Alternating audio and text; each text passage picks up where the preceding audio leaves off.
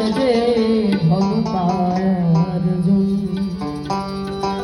কি করিতে পারে বিনা কার্যে ধনুপার্জন। মানে কর্ম ছাড়া আসলে কোনো ধন উপার্জন করা কোনোভাবেই সম্ভব না। সেটা দেখেন, যদি কারো এরকমও হয় যে বসেই ধন পাচ্ছে বা টাকা পয়সা সব পাচ্ছে, তাহলে বুঝতে হবে এটা তার পূর্ব জন্মের প্রাপ্তি ছিল বা কর্ম ছিল, ভালো কর্ম, যে কারণে সে পাচ্ছে। তো কর্মটা আসলে করতেই হয়, ওইখান থেকে আর কি সাজিয়ে বাড়ি।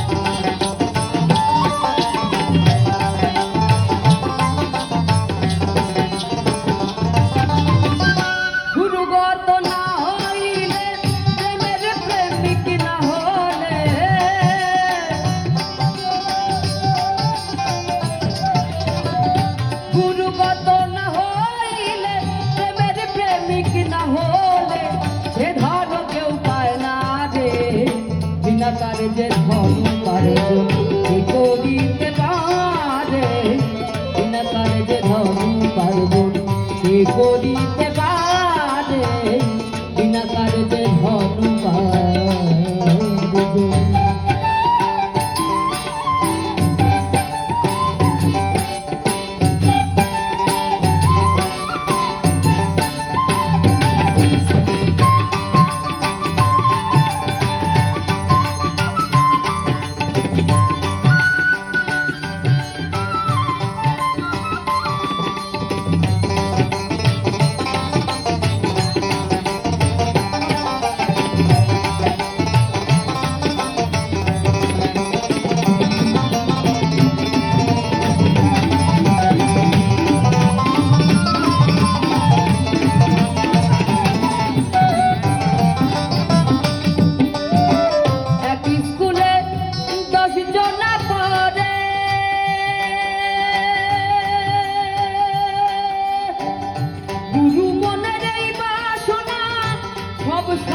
করে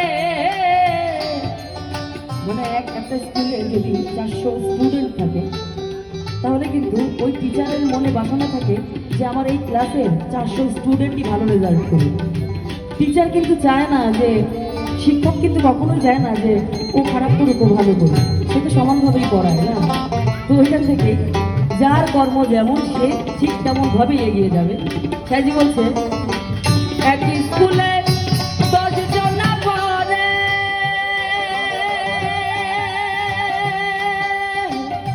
গুরু মনের এই বাসনা সব সমান করে, পিছে এসে আগে গেল,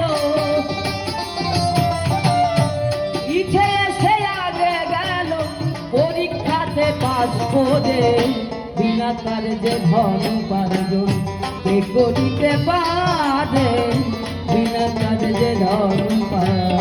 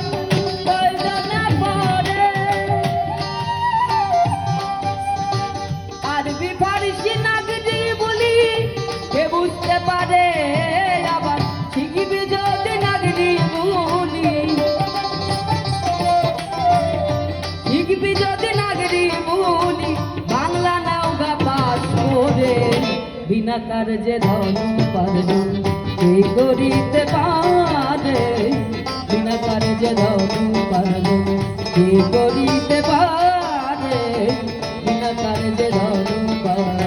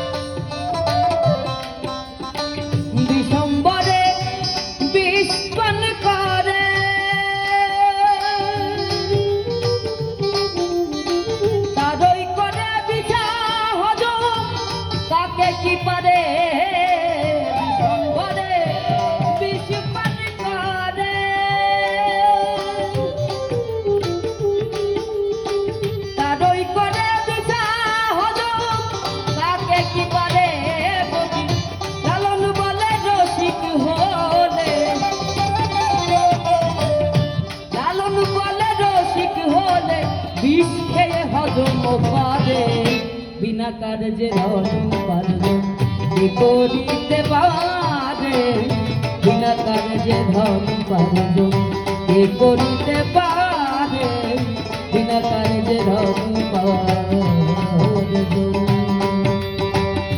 গুরুগত না হইলে প্রেমের প্রেমিক না হলে,